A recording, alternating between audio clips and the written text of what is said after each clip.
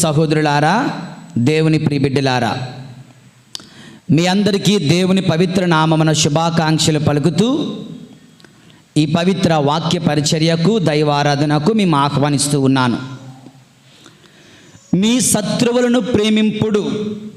లూకా శుభవార్త 6వ అధ్యాయము 27వ వచనం.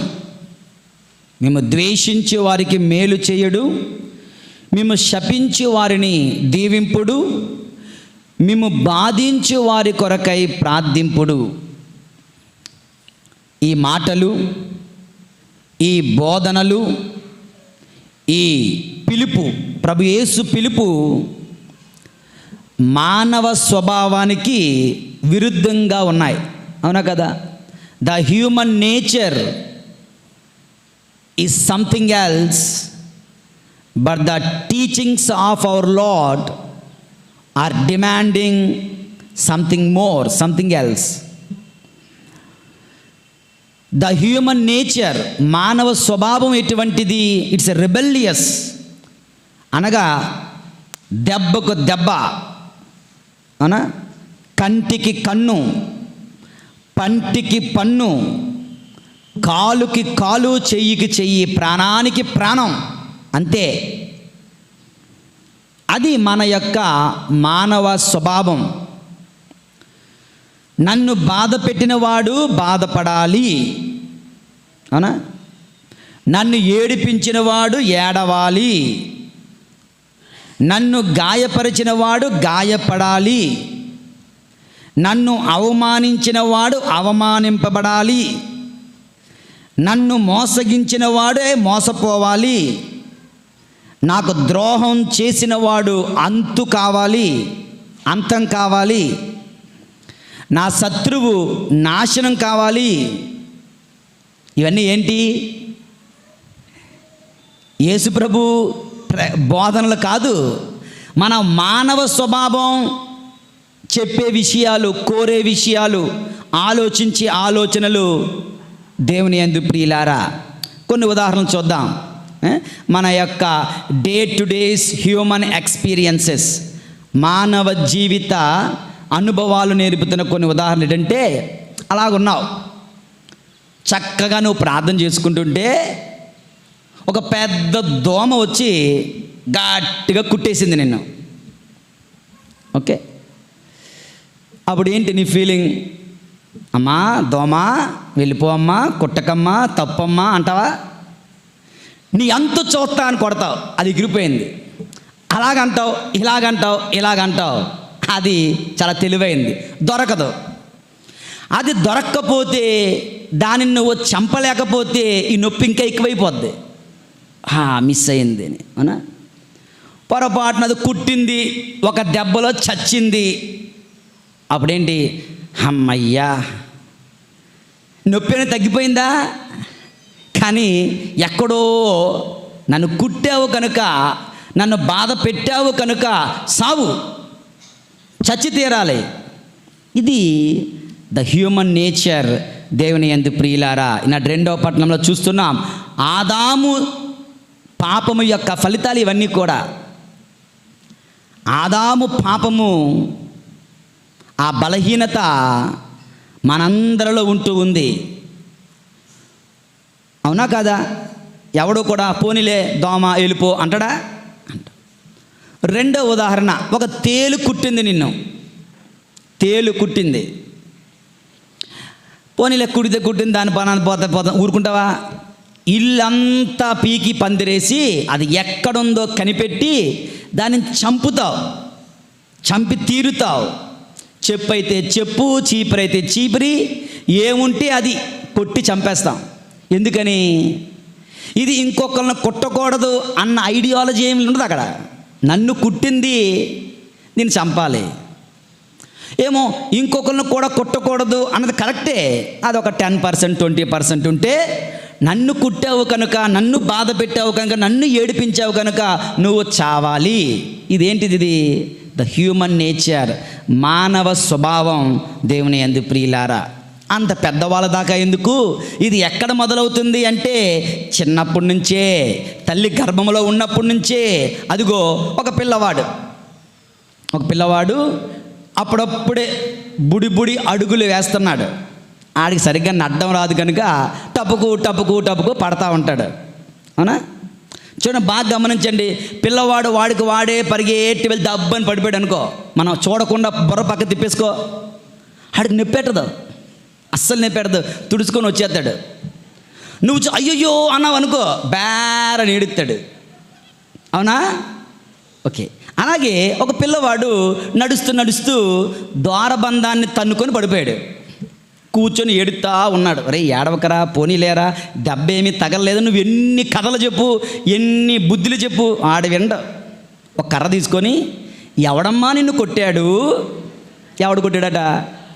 ఈ ద్వారబంధం కొట్టింది, ఈ తలుపు కొట్టింది, దీని సంగతి చెప్తాను ఆగు అన్న. ద్వారబంధం 2 దెబ్బలై ఇది హ్యాపీ, నా ఈగో సాటిస్ఫై అయిపోయింది. దానికి నొప్పి పెడుతుందా చేస్తుందా అది తెలియదు పాపం. కొట్టావు కనుక ఓకే, నా ఈ నొప్పి తగ్గిపోద్ది, లేచి వెళ్ళిపోతుంటాడు అన్నమాట. ఇదేంటి? చిన్న పిల్లవాడిలో సైతం ఏంటిది? మానవ స్వభావం. దేవుని యందు ప్రియులారా, ఏడుస్తున్న పిల్లవాడి దగ్గరికి వెళ్ళి, చక్కగా ఉన్న ఏడుస్తున్న వాడి దగ్గరికి వెళ్ళి నువ్వు నవ్వేవనుకో, వాడి ఏడుపు ఇంకా పెద్ద చేస్తాడు, వాల్యూమ్ పెంచేస్తాడు. అవునా? నువ్వు కూడా ఏడుస్తున్నట్టు నటించు, ఆడి హ్యాపీ. ఓకే, వాడు హ్యాపీ. నేను ఏడుస్తున్నాను, వీడు ఏడుస్తున్నాడు, అయితే ఓకే. నేను ఏడుస్తున్నప్పుడు వీడు నవ్వాడా, నాట్ ఓకే. దీన్ని ఏమంటారు దేవుని యందు ప్రియులారా? మానవ స్వభావం. అట్టి మానవ స్వభావానికి విరుద్ధంగా, వ్యతిరేకంగా ప్రభు మనల్ని వెళ్ళమంటున్నారు. ఓకే, లోకమంతా ఒక పక్క, క్రైస్తవుడు అన్నవాడు నువ్వు నేను ఇంకో ప్రక్క. లోకమంతా ఒకలాగా జీవిస్తే, క్రీస్తునందు విశ్వాసము కలిగిన నీవు నేను మాత్రం మానవ స్వభావానికి విరుద్ధంగా మనం జీవించాలి. దేవుని యందు ప్రియులారా, ఈ మానవ స్వభావాన్ని, ఈ మానవ బలహీనతను మనము జయించాలి. ప్రియమైనటువంటి సహోదరి సహోదరులారా, అదే శత్రువులను ప్రేమించండి అన్న మాట ద్వారా ప్రభు మనల్ని ఈ రోజున ఈ వాక్య ధ్యానాంశములకు ఆహ్వానిస్తూ ఉన్నారు. క్రీస్తు ప్రభువు నేర్పుతున్న మానవ సంబంధ సూత్రాలను ఒక 4 ధ్యానిద్దాం. చాలా ఉన్నాయి ఈనాటి సువిశేష పట్టణంలో. ఒకే ఒక్క వాక్యం ఈరోజు మనం ధ్యానిస్తున్నాం.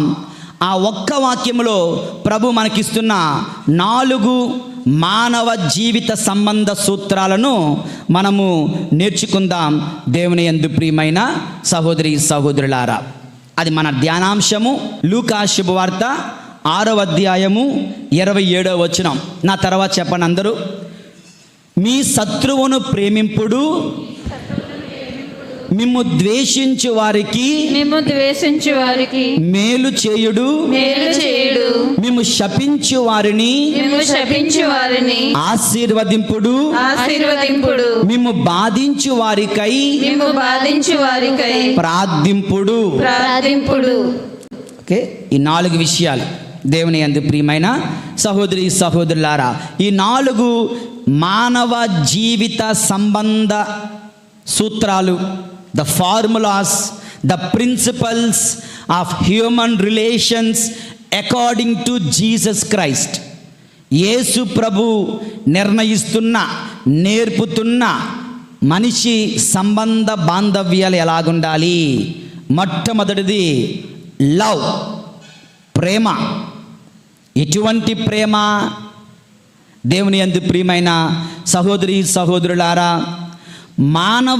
మానవ సంబంధమైన ప్రేమను మించిన ప్రేమై ఉండాలంట. 32వ వచనం చూడండి. మిమ్ము ప్రేమించిన వారిని మాత్రమే మీరు ప్రేమిస్తే ఇందు మీ ప్రత్యేకత ఏమి? ఓకే, ఈరోజు బహుశా ప్రభు మనతో మాట్లాడుతున్నారు. ఓకే, ప్రభు తరచు వీణులున్నవాడు వినుగాక. Listen if at all you have ears. Listen if at all you have got any ears. ఎటువంటి ప్రేమ? మిమ్ము ప్రేమించు వారిని మాత్రమే నువ్వు ప్రేమిస్తే అందులో వాట్ ఈజ్ యువర్ స్పెషాలిటీ? నీ ప్రత్యేకత ఏమిటి? పాపులు సైతము అట్లు చెయ్యట్లేదా? ఓకే, నువ్వు దానికోసం నువ్వు క్రైస్తవుడు అవ్వాల్సిన అవసరం లేదు, జ్ఞానస్నానం పొందాల్సిన అవసరం లేదు, ఆదివారం గుడికి రావాల్సిన అవసరం లేదు, ఇక నాలాగా గురువులాగా ఉపదేశంలాగా అవ్వాల్సిన అవసరం లేదు.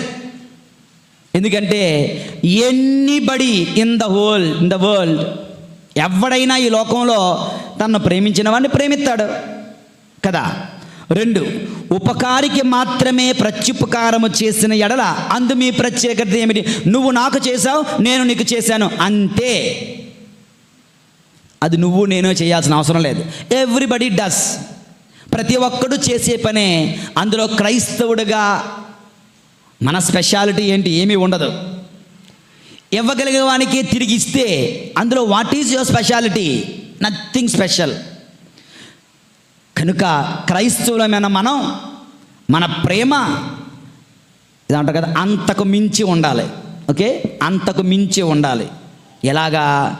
స్నేహితులను మాత్రమే ప్రేమిస్తే నేను ఒక హైందవుడు లేదా ఒక ముస్లిం, ఒక నాస్తికుడు, ఒక దేవుని యందు విశ్వాసం లేనివాడు, ఒక రోడ్డు మీద పోయే బెగ్గర్ కూడా తను ప్రేమించేవాడిని ప్రేమిస్తాడు.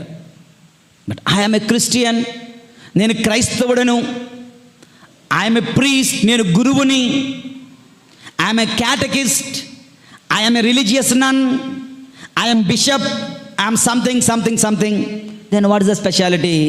దేవుని యందు ప్రియమైన సహోదరి సహోదరులారా, శత్రువులను కూడా ప్రేమించగలగాలి.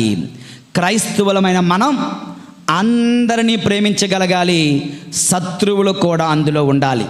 పేతురు గారు రాసిన మొదటి లేఖ 2వ అధ్యాయం 17వ వచనం ఏం చెప్తుందో చూద్దాం. పేతురు గారు రాసిన మొదటి లేఖ 2వ అధ్యాయం 17వ వచనం. అందరినీ గౌరవింపుడు, అమ్మా, తోటి విశ్వాసులను ప్రేమించండి, దేవుని యందు భయభక్తులు కలిగి ఉండు, చక్రవర్తికి కూడా గౌరవించండి. అందరినీ గౌరవించండి, అందరినీ ప్రేమించండి, తోటి విశ్వాసులందరినీ కూడా ప్రేమించండి. ఈ యొక్క మొదటి నియమం ప్రేమ, శత్రువుల ఎడల ప్రేమ ఒక వ్యక్తి చేశారు ఈనాటి పట్టణాలలో. ఎవరు? Very good. మొదటి పట్టణంలో దావీదు సౌలు రాజు కథనం మనం వింటున్నాం. సౌలు మహారాజు దావీదు మీద అసూయ చెందాడు. దావీదు తనకు అడ్డుగా భావించాడు దావీదుని. కనుక దావీదు అడ్డును తొలగించుకోవాలనుకుంటున్నాడు. దావీదుని ఎలాగైనా చంపాలని వెంటాడుతున్నాడు. దావీదు నిజానికి సౌలు కన్నా గొప్ప పరాక్రమవంతుడే. గొల్లియాతును చంపినవాడు సౌలును చంపలేడా? సౌలుతో దావీదు తలపడితే సౌలు ఓడిపోతాడు, తిరుగులేదు. దావీదు గెలుస్తాడు, అనుమానం లేదు.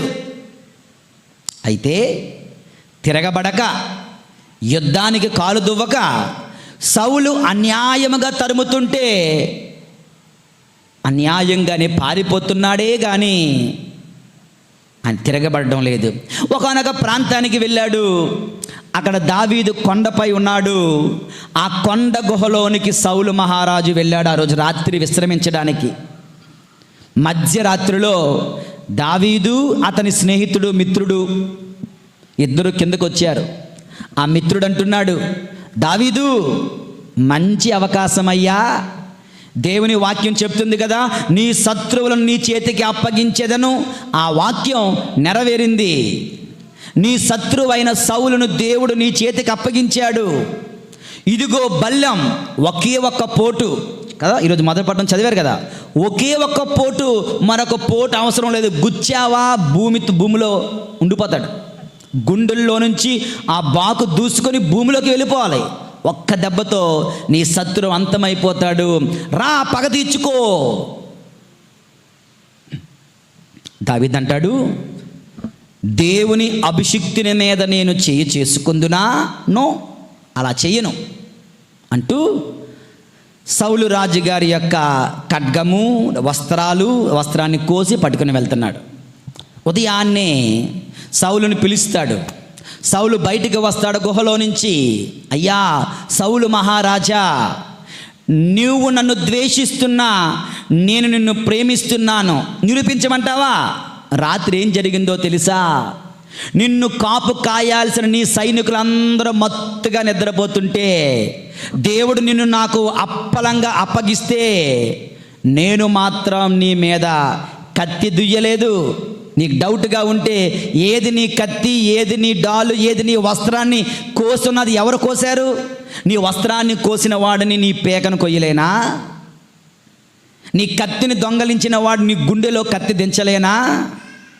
నాకు నీ మీద ఎటువంటి కోపము ద్వేషము లేదయ్యా అని చెప్పేసరికి, దేవుని యందు ప్రియులారా, ఆయన మహోన్నతమైన ప్రేమకు సౌలు మహారాజు సిగ్గుపడతాడు. నేను పెద్దవాడనై ఉండి, నేను రాజునై ఉండి, నాకన్నా చిన్నవాడు పిల్లవాడు నన్ను ఎంతగా ప్రేమిస్తుంటే నేను మాత్రం అతను ద్వేషిస్తున్నానా అని సిగ్గుపడి అక్కడి నుంచి మరలా దావీదు జోలికి సౌలు వెళ్ళలేదు. దేవుని యందు ప్రియమైన సహోదరి సహోదరులారా, శత్రువుల ఎడల ప్రేమ ఇలా ఉండాలి. శత్రువుని చేత చిక్కెనేని పగ తీర్చుకొనకుండా విడిచిపెట్టగలవా? Can you do this in your life? నీ జీవితంలో నీవు ఇది చెయ్యగలవా? నీ భర్త నీకు అడ్డంగా దొరికిపోయాడు, నీ భార్య నీకు అడ్డంగా దొరికిపోయింది అనుకుందాం, పగ తీర్చుకుంటావా? దేవుని యందు ప్రియమైన సహోదరి సహోదరులారా, నీ శత్రువులను నువ్వు ప్రేమించగలవా? నీకు అన్యాయము చేసిన వారిని నువ్వు ప్రేమించగలవా? వారికి నీవు క్షమాపణ ఇవ్వగలవా? ప్రియమైన సహోదరి సహోదరులారా, లూకా శుభవార్త 6వ అధ్యాయము 36వ వచనంలో వాక్యం ఏమి చెప్తుందో చూడండి ఒకసారి. మీ తండ్రి వలె మీరును కనికరము కలవారై ఉండు. పైన వాక్యం, దాని పైన ఒక వాక్యం ఉంటుంది. దేవుని యందు ప్రియులారా, ఆయన దేవుడు కృతజ్ఞత లేని వారికి, దుష్టులకు కూడా మేలు చేయును. మనం కూడా వాళ్ళు మంచి వాళ్ళైనా చెడ్డవాళ్ళైనా, అవతల వారు నిన్ను ప్రేమించినా నిన్ను ప్రేమించకపోయినా, అవతల వాళ్ళు నీ మాట విన్నా నీ మాట వినకపోయినా, అవతల వాళ్ళు నిన్ను గౌరవించినా నిన్ను గౌరవించకపోయినా, అవతలి వాళ్ళు నిన్ను ప్రేమించినా ప్రేమించకపోయినా, నీ ప్రేమ ఎప్పుడు ఒకలాగే ఉంటే అది నిజమైన ప్రేమ, అది అచ్చమైన ప్రేమ, అది స్వచ్ఛమైన ప్రేమ. నీ ప్రేమలో ఎగుడు దిగుడులు, అవకతవకలు ఉంటే ఇతరులు, లోకులు, ప్రాపంచికులు చూపించే ప్రేమకు ఒక క్రైస్తవుడిగా, ఒక దైవ సేవకుడిగా, ఒక దైవ సాక్షిగా నీ ప్రేమలో there is no meaning, no speciality, ప్రత్యేకత లేని ప్రేమ అవుతుంది. ప్రియమైన సహోదరి సహోదరులారా, దేవుని యందు ప్రియమైన దేవుని బిడ్డలారా, ఓకే, శత్రువులను సైతం ప్రేమించే ప్రేమ క్రైస్తవుడిగా నీకు నాకు ఉండాలి. అలా చెయ్యలేకపోతే క్రీస్తు తత్వం మనకు బోధపడలేదు, క్రీస్తు శిష్యులము మనం కావనట్లే, క్రైస్తవ్యం మనం పాటించలేనట్లే. We are not christians, we are just equal to any pagans. అన్యుల వలె మనం కూడా సమానం, అన్యులతో సమానం అంతే. కనుక ఈ రోజున ఈ విధంగా దావీదు అంటే దేవుడికి ఎందుకమ్మా అంత ఇష్టం? ఇటువంటి మంచి మనసు. శత్రువును చేతికి అప్పగించిన చంపడం లేదే, వదిలేస్తున్నాడు. ఎంత మంచివాడు. గొప్ప గొలియాతు లాంటి కష్టం ఎదురుగా ఉంటే, దేవా నీ నామమున వెళ్తున్నాను అంటున్నాడే. దావీదంటే దేవునికి అంత ప్రేమ because of the salient features in David. దావీదులో ఉన్న ఈ ముఖ్య సుగుణాలు, లక్షణాలు దేవుని యందు ప్రియులారా. నీ శత్రువును ఈ విధముగా నువ్వు ప్రేమించగలవా? ప్రేమించడానికి ప్రయత్నిస్తావా? దేవుడు నీకు సహాయం చేస్తాడు. యేషువా వందనం, యేషువా స్తోత్రం, ప్రైజ్ ది లార్డ్, హల్లెలూయా, హల్లెలూయా, హల్లెలూయా, హల్లెలూయా, హల్లెలూయా, హల్లెలూయా. ఇది మొదటి ధ్యానాంశం. ఇక రెండవ ధ్యానాంశం, ఒకటి ప్రేమ అయిపోయింది. ఓకే, నీ శత్రువును ప్రేమించుట. తర్వాత చదవండి 27వ వచనములో రెండవ భాగం, మేము ద్వేషించే వారికి మేలు చేయుడు. రెండవ ధ్యానాంశం అంటే డూ గుడ్. మొట్టమొదటిది లవ్, రెండవది డూ గుడ్, మంచి చెయ్యండి, మేలు చెయ్యండి. దేవుని యందు ప్రియమైన సహోదరి సహోదరులారా, యేసు ప్రభు ఈ మాటలు పలుకుతున్న సమయములో అక్కడి సందర్భం ఏమిటో తెలుసా? ఆశ్చర్యపోతారు. అక్కడ సందర్భం ఏమిటంటే, రోమియులు యూదులను పరిపాలిస్తున్న రోజులు, రోమియులు యూదులను అనగద్రొక్కుతున్న రోజులు, బ్రిటిష్ వాళ్ళు భారతీయులను అనగద్రొక్కిన రోజుల్లో ఎవడైనా బ్రిటిష్ వారిని ప్రేమించండి అంటే, ఒరే నీకు బుర్ర ఉందా, మతి పనిచేస్తుందా, బుద్ధి జ్ఞానం ఉందా, వాళ్ళు మనల్ని ఎంతగా హింసిస్తుంటే వాళ్ళను ప్రేమించమంటావేంటి అంటాం కదా. యేసుప్రభు అక్షరాలు చేస్తున్నారు. యేసుప్రభు ఏమంటున్నారు? ఒక ప్రక్క శత్రువుల లాంటి రోమియులు యూదులను హింసిస్తున్నారు, బాధిస్తున్నారు, అనగద్రొక్కుతున్నారు, కాల రాస్తుంటే ప్రభు అంటున్నారు, మేము ద్వేషించు వారికి మేలు చేయండి అంటున్నారు. దేవుని యందు ప్రియమైన సహోదరి సహోదరులారా, ఒక మంచి ఉదాహరణ చరిత్రలో జరిగిన సంఘటన మీ అందరికీ తెలిసే ఉంటుంది. George Washington. ఎవరు జార్జ్ వాషింగ్టన్? America president. ఒకానొకప్పుడు అమెరికాకి ప్రెసిడెంట్గా పనిచేశాడు.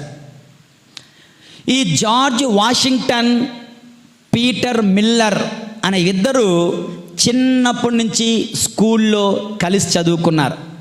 బాల్యమిత్రులు. చిన్నప్పటి నుంచి ఇద్దరు చదువుకుంటూ పెరిగి పెద్దవాళ్ళు అయిన వాళ్ళే. ఇలా పెరిగి పెద్దవాళ్ళు వీళ్ళిద్దరూ. ఒకడేమో అమెరికా ప్రెసిడెంట్ అయ్యాడు. ఎవరు? George Washington. వాషింగ్ మిషన్ కాదు, వాషింగ్టన్. రెండోవాడు పీటర్ మిల్లర్ ఒక పాస్టర్ గారు అయ్యారంట. బోధకుడు, సువార్త బోధకుడు అయ్యాడంట. అయితే ఈ సువార్త బోధకుడు ఎఫ్రాతా అనే విచారణలో గురువుగా లేదంటే ఒక పాస్టర్గా పనిచేస్తున్నారు. ఆ విచారణలో మైకెల్ విట్మ్యాన్ అనేవాడు ఒకడు ఉండేవాడంట. విచారణ మొత్తంలో ఒక ప్రాబ్లమాటిక్ ఫెలో మైకెల్ విట్మ్యాన్ అనేవాడు ఉండేవాడంట. ఇతనిని పీటర్ మిల్లర్ అనే బోధకుడను 20 సంవత్సరాలుగా వేధిస్తూ, ఇబ్బంది పెడుతూ, పేరు పాడు చేస్తూ, మానసిక శారీరక అబ్యూస్ అనగా గాయపరచడానికి ప్రయత్నిస్తూ ఉండేవాడంట. దొరికినప్పుడల్లా కొట్టడం, తిట్టడం, గాయపరచడం, అవమానించడం, వీధికి లాగడం, పేరు పాడు చేయడం, ఇదే వాడి పని. పీటర్ మిల్లర్ విచారంలో ఉన్నటువంటి మైకెల్ విట్మ్యాన్. ఇలా రోజులు గడుస్తున్నాయి. ఆయన భరిస్తున్నాడు. ఎవరు? పీటర్ మిల్లర్ అనే పాస్టర్ గారు. ఒకానొక రోజున ఏమైందో తెలియదు కానీ ఈ మైకెల్ విట్మ్యాన్ అనే ఈ చర్చ్ మెంబర్ని జైల్లో పెట్టేశారు. ఘోరమైనటువంటి నేరానికి పాల్పడిన వాడు జైలుకి వెళ్ళాల్సి వచ్చిందట. జైల్లో ఉరిశిక్ష అతనికి అమలు చేయబడింది. ఉరిశిక్ష. ఎవరు ఆ ఉరిశిక్షను తప్పించలేరు, ఒక్క ప్రెసిడెంట్ తప్ప. ప్రెసిడెంట్ గారికి హక్కు, అధికారం ఉంటుంది. ఉరిశిక్ష వేశారు అని విచారణలో అందరికీ తెలిసింది. ఈ యొక్క పీటర్ మిల్లర్ కూడా తెలిసింది. మరి నాలాంటోడో నీలాంటోడు ఎగిరి గంతులేస్తాడు, అవునా కదా. కానీ ఈ పీటర్ మిల్లర్ అన్నవాడు అలా చేయలేదు. దేవుని యందు ప్రియులారా, 70 కిలోమీటర్లు కాలినడక నడుచుకుంటూ ఫిలదెల్ఫియా అనే ప్రాంతానికి వెళ్ళాడు. ఎక్కడైతే జార్జ్ వాషింగ్టన్ తన చిన్ననాటి స్నేహితుడు ప్రెసిడెంట్గా ఉంటున్నాడు, అక్కడికి వెళ్ళాడంట. వెళ్ళి అతన్ని కలిశాడు. ఎప్పుడైతే పీటర్ మిల్లర్ను చూశాడో ఆ జార్జ్ వాషింగ్టన్ పరుగు పరుగున వచ్చి అతన్ని కౌగిలించుకొని, రా మిత్రమా, ఎంత కాలానికి వచ్చావు అంటూ తన యొక్క గదిలోనికి తీసుకొని వెళ్ళి అంత చక్కటి ఆతిథ్యం ఇస్తూ, భోజనం పెడుతూ, మాట్లాడుతూ, నీకేం కావాలో కోరుకో, ఈ అమెరికాలో ఏదైనా నీకు ఇస్తాను, ఏదైనా నీకు చేస్తాను అన్నాడట. అయితే నా విచారంలో మైకేల్ విట్మెన్ అనే ఒక వ్యక్తి ఉన్నాడు. అతనికి ఉరి శిక్ష పడింది. ప్రెసిడెంట్గా నీకు అధికారం ఉంటుంది కదా, అతన్ని క్షమిస్తావా, నేను ప్రాధేయపడుతున్నాను అని అడిగాడట. ఇతను అనుకున్నాడు, మీరిద్దరు బెస్ట్ ఫ్రెండ్సా? సారీ, మీ యొక్క బెస్ట్ ఫ్రెండ్ అయినటువంటి మైకేల్ విట్మెన్ నేను విడిపించలేను, అతను కట్టుకున్న పాపం చాలా పెద్ద క్రైమ్ అన్నాడట. అతను నా బెస్ట్ ఫ్రెండ్ కాదు, మరి ఎవరు? 20 సంవత్సరాలుగా నన్ను వేధిస్తున్న నా శత్రువు, నన్ను హింసించినటువంటి శత్రువు, నా పేరు పాడు చేశాడు, నన్ను శారీరకంగా గాయపరిచాడు, అనేక ఇబ్బందులకు గురి చేశాడు. ఇటువంటి వ్యక్తి నా శత్రువు. అయినా నేను అతనిని ప్రేమిస్తున్నాను. నాకు అతను నన్ను ద్వేషించిన నేను అతనికి మేలు చేయడానికి వచ్చాను అనేసరికి జార్జ్ వాషింగ్టన్ ఆశ్చర్యపోయాడు. ఎంత గొప్ప ప్రేమ, ఎంత గొప్ప క్రైస్తవ్యం! నీ స్నేహితుడికి నేను ఇవ్వలేనేమో, నీ శత్రువును సైతం ప్రేమిస్తున్నావు చూడు. నీ శత్రువు నిన్ను ద్వేషించిన వ్యక్తికి మేలు చేయాలనుకుంటున్నావు చూడు.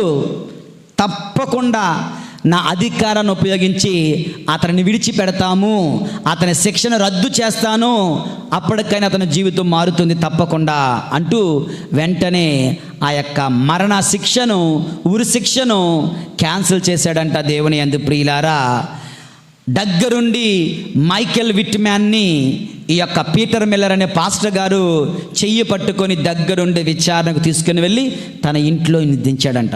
దానితో ఆ యొక్క విట్మెన్ తన యొక్క మనస్సు మార్చుకున్నాడంట. దేవుని యందు ప్రియమైన సహోదరి సహోదరులారా, ద్వేషించే వారికి కూడా మేలు చేయడం అంటే ఇది. కొన్ని వాక్యాలు చూద్దాం. రోమీలకు రాసిన లేఖ 12వ అధ్యాయం 20వ వచనం. పౌలు రోమీలకు రాసిన లేఖ 12వ అధ్యాయము 20వ వచనం. అంతేకాక పరిశుద్ధ గ్రంథము పలుకుచున్నట్లుగా నీ శత్రువు ఆకలిగొని ఉన్నచో, నీ శత్రువుకు ఆకలి వేసినా వాడి ఆకలి తీర్చు. దాహము కొని ఉన్నచో, నీ శత్రువుకు దాహము వేసినా దాహము తీర్చు. ఏలయనా ఇట్లు చేయుట వలన నీవు వానికి సిగ్గు కలిగించదు. సిగ్గుతో ఇటువంటి మంచి మనిషినా నేను గాయపరిచింది, ద్వేషించింది, బాధ పెట్టింది అంటూ నీ మంచి మనసుతో ఆయన్ను జయించాలి అంటూ ప్రభు మనకు తెలియచేస్తున్నాడు. తెస్సలోనిక ప్రజలకు రాసిన లేఖ, మొదటి లేఖ 5వ అధ్యాయము 15వ వచనం. పునీత పౌలు గారు తెస్సలోనిక ప్రజలకు రాసిన మొదటి లేఖ 5వ అధ్యాయము 15వ వచనం. ఎవడును అపకారమునకు అపకారము చేయకుండా ఉండుడు. అంతేకాక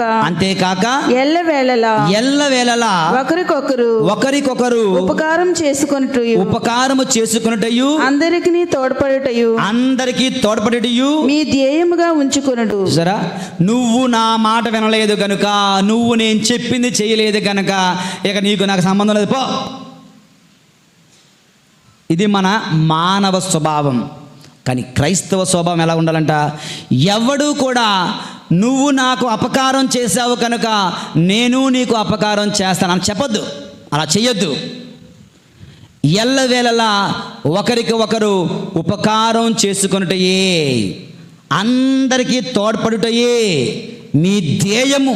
the goal of your life is just to help and only to help those in need. అవసరంలో ఉన్న వారికి ఉపకారము, సహాయము చేయటమే మన ధ్యేయము కావాలి. దేవుని యందు ప్రియులారా, వాడిని ద్వేషించేవాడైనా, వాడిని హింసించేవాడైనా,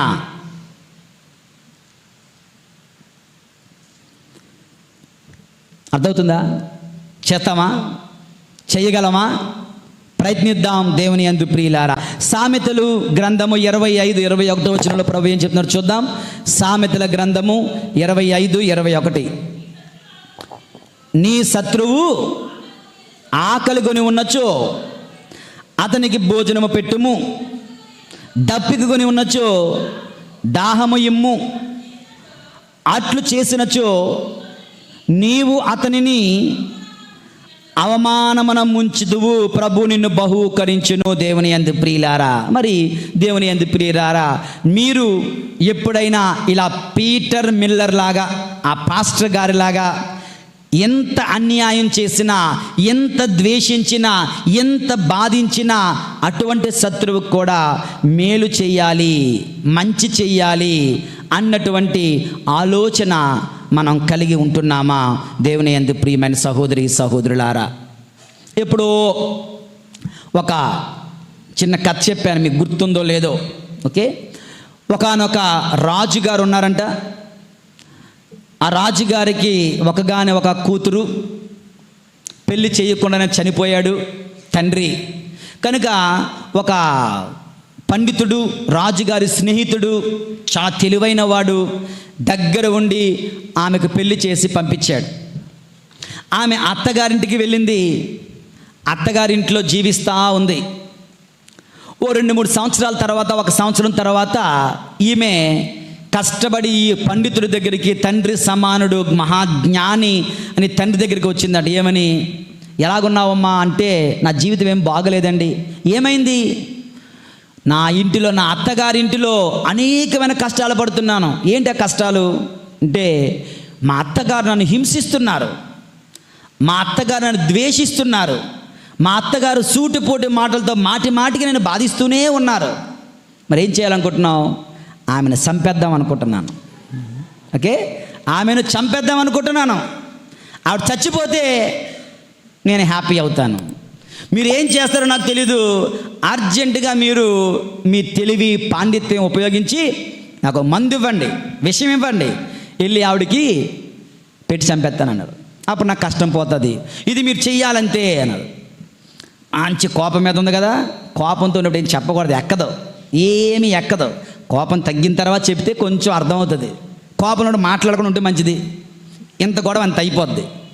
సో ఈ పండితుడు కదా, తెలివైన వాడు, వద్దు ఇప్పుడు మాట్లాడకూడదు అనుకున్నాడు. ఏం చెప్పకుండా ఒక పొట్లం ఇచ్చాడు, మందు. ఓకే, ఎంతెంత ప్యాకెట్లు, ఎంతెంత పొట్లాలు కట్టి రోజు ఒకేసారి నువ్వు విషం ఇచ్చావు అనుకో, టబుక్కని చచ్చిపోయింది అనుకో మీ అత్తగారు, అంటే అందరికీ నీ మీద డౌట్ వచ్చేస్తుంది. అవునా? నీకెందుకు ఆ బాధ? స్లో పాయిజన్ ఇద్దాం, కొంచెం మీ అత్తగారికి విషయం ఎక్కించి చంపేద్దాం. ఏమంటావు? వెరీ గుడ్ అన్నది. సరే, ఈ పొట్లాలు కట్టాను, నువ్వేం చేస్తావంటే రోజు ఉదయాన్నే 1 గ్లాసుడు పాలు ఇచ్చి అందులో ఉదయం సాయంత్రం రోజు ఇవి ఆవిడే చేత. ఇంకా వీలైతే ఉదయం భోజనంలో, మధ్యాహ్నం భోజనంలో, రాత్రి భోజనం పెడితే ఇంకా బాగా పనిచేస్తుంది అన్నారట. యాక్చువల్గా 2 సార్లు పెట్టమన్నది. ఈవిడ ఆశ ఎక్కువ, త్వరగా చంపేయాలి కదా, రోజుకి 5 సార్లు పెట్టేస్తుంది ఈ విషయం. ఎప్పుడు అత్తగారికి గ్లాసుని మంచినీళ్ళు ఇవ్వని ఈమె సడన్గా ఈ పొట్లం పట్టుకుని వెళ్ళిన తర్వాత, అత్తగారండి రండి, కొంచెం మీరు పాలు తాగుదురు కానీ అన్నది. నువ్వే, ఏమైంది ఈ మార్పు? అబ్బా అనుకున్నది. అక్కడ పెట్టిల్లు అన్నది. ఓకే, అక్కడ పెట్టింది, అది కలిపేసి ఇచ్చేసింది. ఈవిడ తెలియకుండా తాగేసింది. మళ్ళీ ఉదయం బ్రేక్ఫాస్ట్ టైంలో మళ్ళీ కలిపి పెట్టేసింది. భోజనం ఎప్పుడు పెట్టలేదు, సడన్గా వచ్చి అత్తగారండి రండి భోంచేద్దురు కానీ అంటుంది. సాయంత్రం అయితే రండి మళ్ళీ పాలు తాగుదురు కానీ అంటుంది.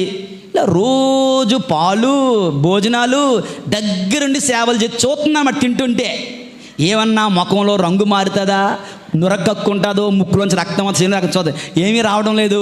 అలా చూస్తూ ఉంది. ఇలా 1-2 నెలలు అయ్యింది.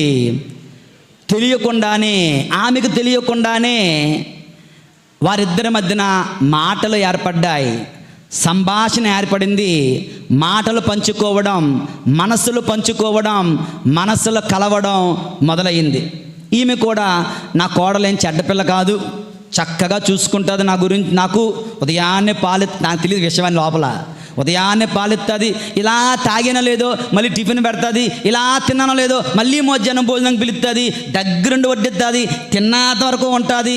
ప్లేట్ తనే ఎందుకు ఎవడని తినేతడం భయం, సో ప్లేట్ కూడా తనే కడుగుతుంది. ఎంత బాగా చూసుకుంటుందో అని అందరికీ చెప్పుకోవడం మొదలైంది. ఈవిడ కూడా నిదానంగా ప్రేమించడం మొదలుపెట్టింది. అత్తగారు కూడా కోడల్ని ప్రేమించడం మొదలుపెట్టింది. ఎంతలో ఈవిడ గుర్తొచ్చింది, అయ్య బాబు నేను ఇస్తుంది విషం కదా. మళ్ళా పరిగెట్టింది అన్నమాట వెనక్కి. ఎక్కడికి? తండ్రి సామాన్యుడు పండితుడి దగ్గరికి. అయ్యా తండ్రి గారా, తప్పు చేశాను. మా అత్తగారు చాలా మంచి ఆవిడ. ఏదో కోపంలో దురుద్దేశంతో ఆమెను చంపేద్దామని రోజు విషం పెట్టేస్తున్నాను. అర్జెంటుగా ఆ విషం విరుగుడు మంది ఇవ్వండి. నా అత్తగారు చనిపోకూడదు, నా అత్తగారు బాగుండాలి, నా అత్తగారు ఆరోగ్యంగా ఉండాలని వెక్కి వెక్కి వెక్కి ఏడుస్తూ ఆయన కాళ్ళు పట్టుకుందంట. పండితుడు చాలా తెలివైన వాడు కదా, ఆయన నవ్వుతూ ఆమెను లేపి, నువ్వేం భయపడకమ్మా, మీ అత్తగారు ఏమీ చనిపోరు, ఇంకా ఆమె ప్రాణం పరుగు ఇంకా ఎక్కువ అవుతుంది. ఎందుకంటే నేను ఇచ్చింది విషం కాదు, నేను ఇచ్చింది విటమిన్స్, బలం మంది ఇచ్చాను. నువ్వు ఇట్టింది ఆవిడికి విషయం కాదు, ఆరోగ్యం కుదిరిపడేలాగా మంచి బలం వచ్చేలాగా ఆమెకు మంది ఇచ్చాను. నువ్వు అదే పెట్టావు, ఆమెకు అది ఆరోగ్యమే, అది ఆమెకు ఆయుష్యే, కానీ ఏమీ చనిపోదులే అని చెప్పి పంపించారండి దేవుని యందు ప్రియమైన సహోదరి సహోదరులారా. ఒక్కొక్కసారి మనం హాని చేయాలి అనుకుంటాం కదా, మనసు విప్పి మాట్లాడుకుంటే, నిజంగా సమయం ఇస్తే, అవకాశం ఇస్తే, నీ శత్రువు కూడా నీకు మిత్రుడులాగా, నిన్ను ద్వేషించేవాడు, నువ్వు ద్వేషించే వాళ్ళు కూడా నిన్ను ఎంతగా ప్రేమిస్తున్నారో నువ్వు తెలుసుకోగలుగుతావు. Only when you give chance. నువ్వు అవకాశం ఇచ్చి చూడు, నీ భర్తకు అవకాశం ఇచ్చి చూడు, నీ భార్యకు అవకాశం ఇచ్చి చూడు, నీ అత్తగారికి అవకాశం ఇచ్చి చూడు. ఎవరినైతే నువ్వు శత్రువుగా భావిస్తున్నావో వారితో మనసు విప్పి మాట్లాడి చూడు. దేవుని యందు ప్రియులారా, దేవుడు తప్పకుండా అద్భుతాలు చేస్తాడు. ద్వేషించే వారికి కూడా మేలు చేసే వ్యక్తులం కావాలి, శత్రువులను కూడా ప్రేమించే వ్యక్తులం మనం కావాలి. దేవుని యందు ప్రియమైన సహోదరి సహోదరులారా, యేషువా వందనం, యేషువా స్తోత్రం, ప్రైజ్ ది లార్డ్, హల్లెలూయా, హల్లెలూయా, హల్లెలూయా. 2 అయిపోయాయి. ఇక 3వది దేవుని యందు ప్రియులారా, లూకా శుభవార్త 6వ అధ్యాయము 27వ వచనంలో ఉన్న 3వ లైన్ చదవండి. మిమ్ము శపించు వారిని 28 మిమ్ము శపించు వారిని ఆశీర్వదింపుడు. ఈరోజు 27, 28 వచనాలు ధ్యానిస్తున్నాం. మిమ్ము శపించు వారిని కూడా ఆశీర్వదింపుడు. దేవుని యందు ప్రియులు, 3వది అంటే ఏంటి? బ్లెస్సింగ్.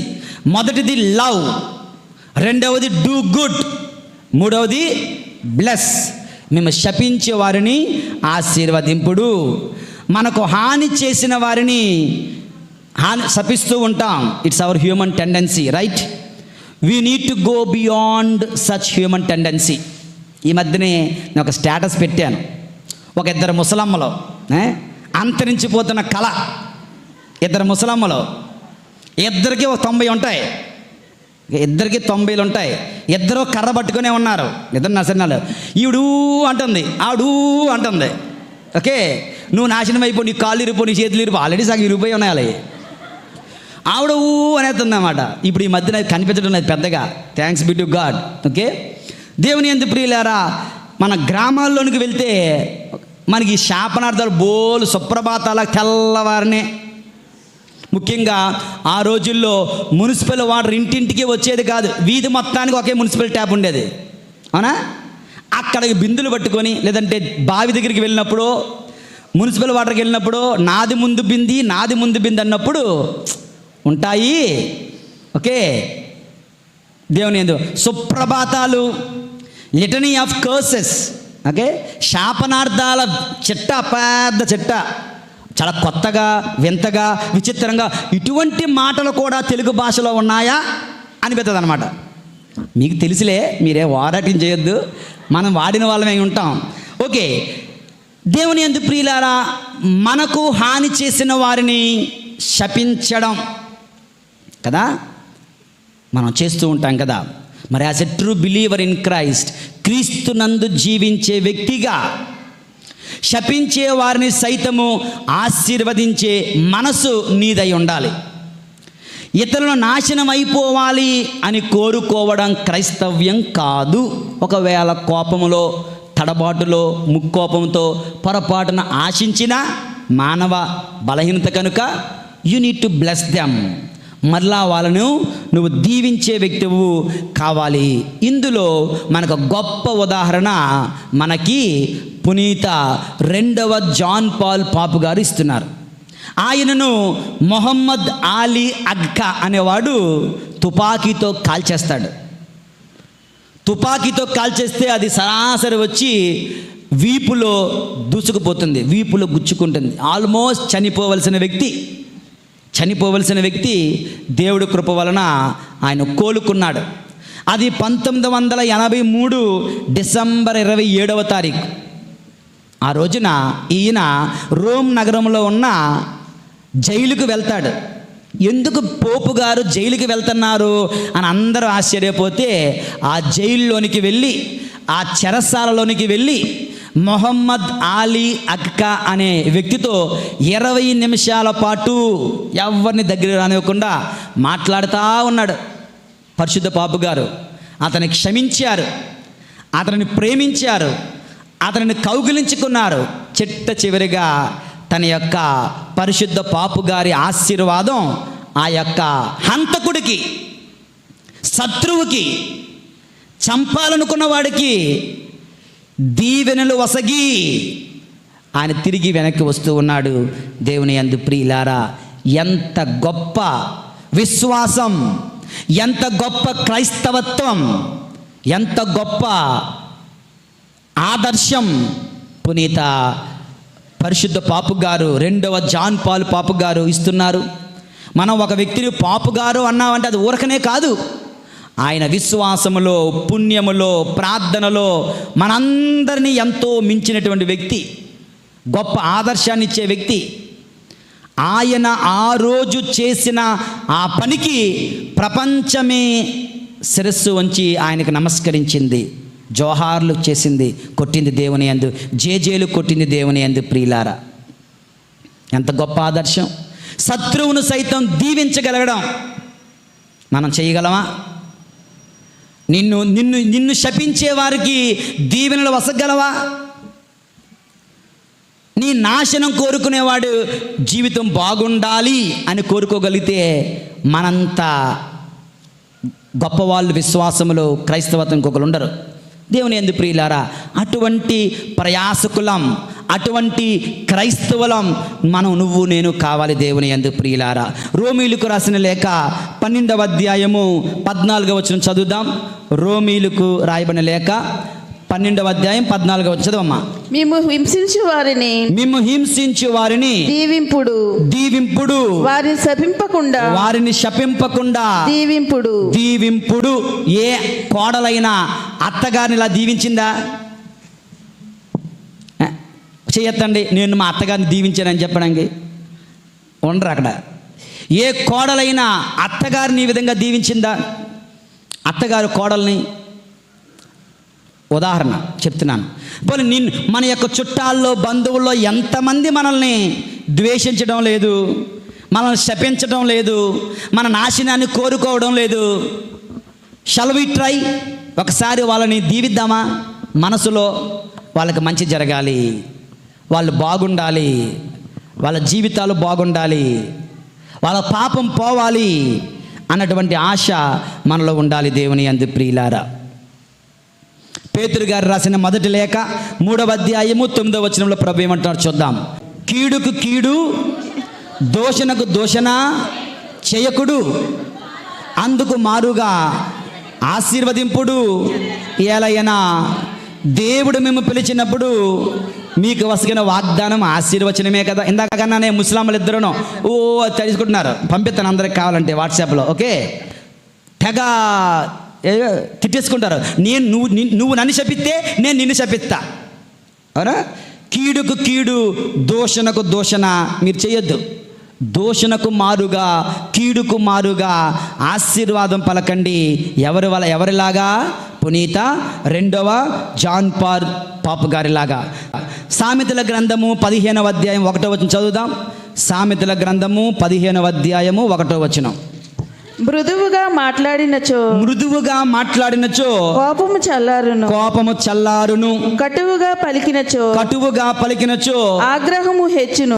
ఓకే, ఇప్పుడు ఇద్దరి మధ్యన మనస్పర్ధలు వచ్చినప్పుడు అది చల్లారాలి అంటే మృదువుగా మాట్లాడితే చల్లారిపోద్ది.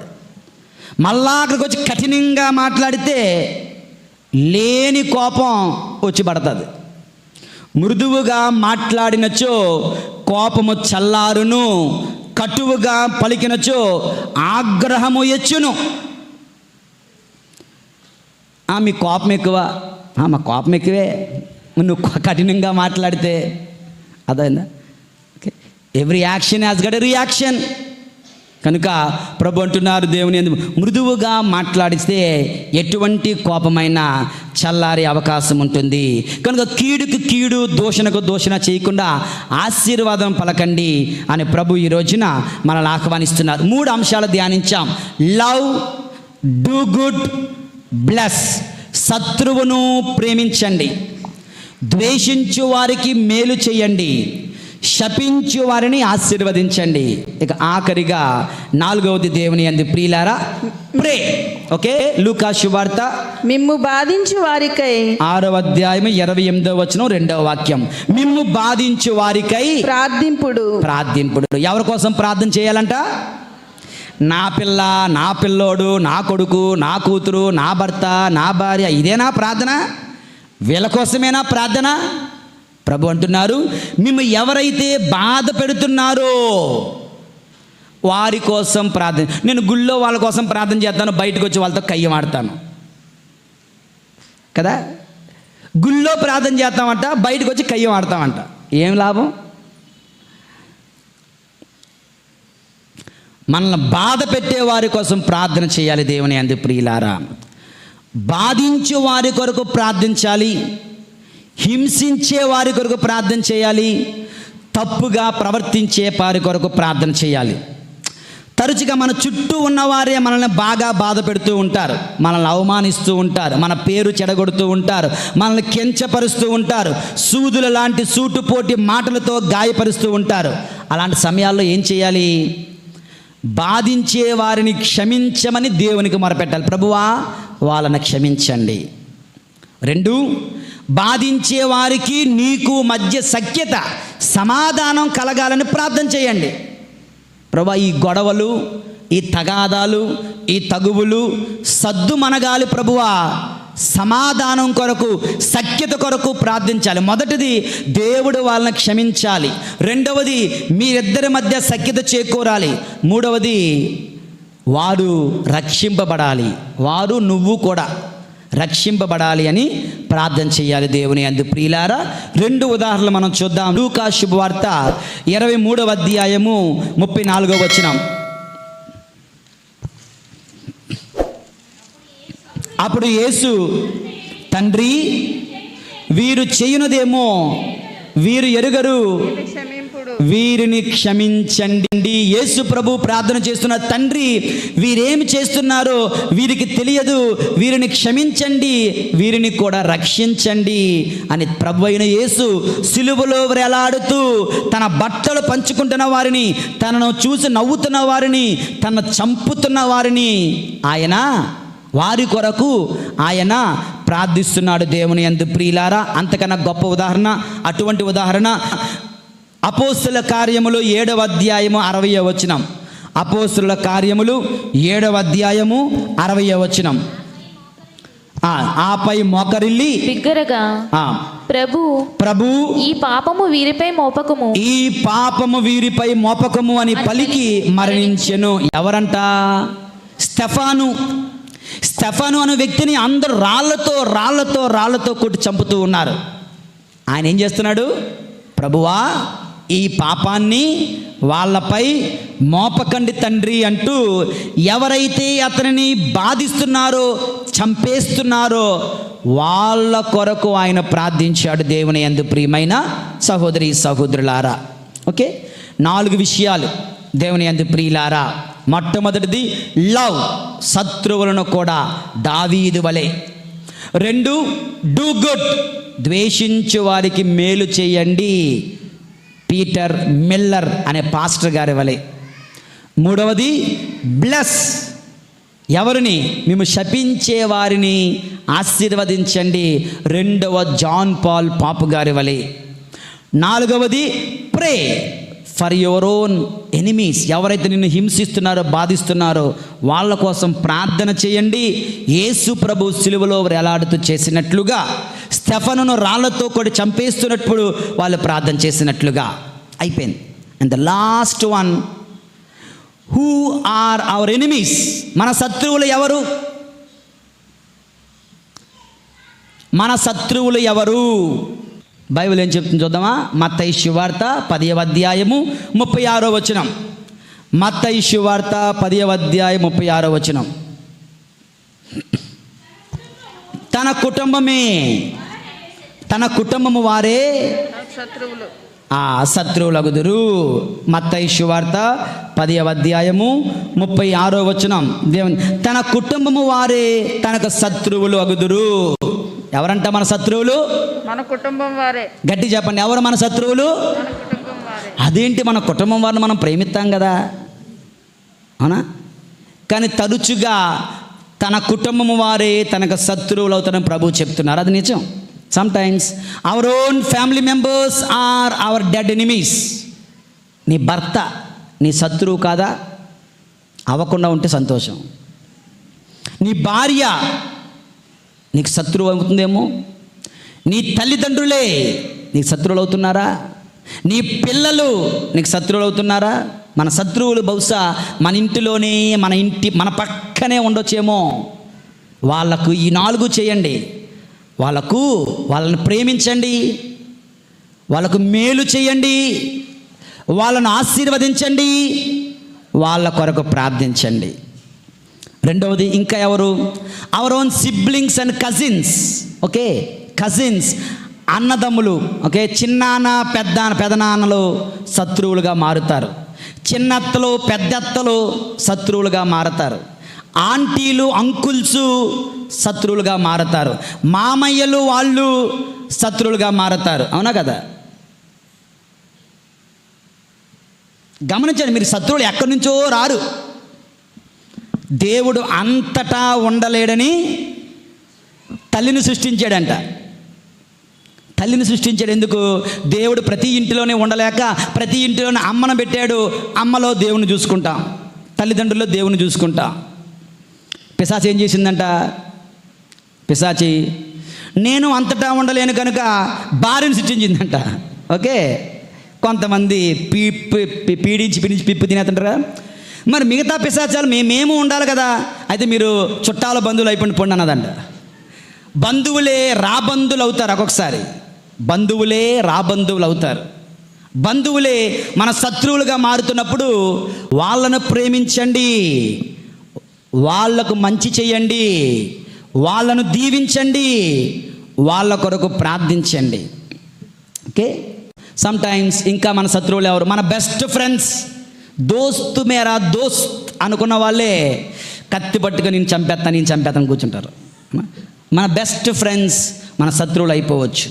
నమ్మిన వాళ్ళు శత్రువులుగా మారవచ్చు, నమ్ముకున్న వాళ్ళు శత్రువులుగా మారవచ్చు. కొలీగ్స్ అండ్ క్లాస్మేట్స్ శత్రువులుగా మారవచ్చు. ఇంకొకటి ఏంటి? ఇంటి పైన ఉన్నవాడు, ఇంటి కింద ఉన్నవాడు, ఇంటి పక్కన ఉన్నవాడు, వీధిలో ఉన్నవాడు శత్రువులు అవ్వచ్చు. అవునా? కొన్నిసార్లు గురువులే నీ శత్రువులుగా నువ్వు చూడవచ్చు. ఓకే, చెప్పలేం. కొన్ని విచారణ, మన విచారణ కాదులే, ఉన్నారేటో తెలీదు, అలాగ అనుకోకండి.